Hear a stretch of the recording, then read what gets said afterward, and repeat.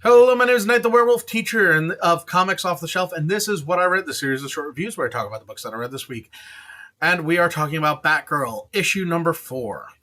Written by Tate Bromble, art by Takashi Miyazawa, inked by Wayne Foucher, colors by Mike Spicer, and lettered by Tom Napolitano. And this was an absolute treat to read.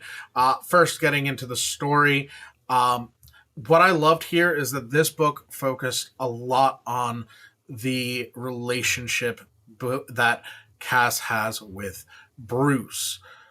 The first 3 issues talk about the strange relationship that she has with her mother, and this issue talks about her relationship with her father.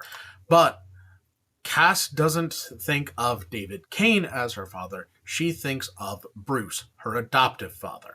And I think that's fantastic, especially because very few pieces of media really address the fact that Cass is Bruce's adoptive daughter. Let me say that again, actually.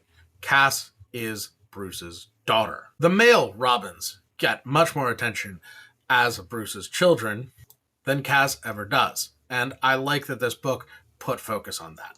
As always, I love the way that this book lets us into Cass's head, showing her thoughts in words very short and succinctly, while showing also how she thinks in movement. But this book isn't all thoughts, it's also quite a lot of action.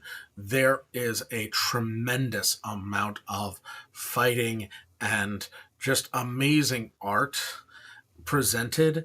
The movement of these pages are phenomenal.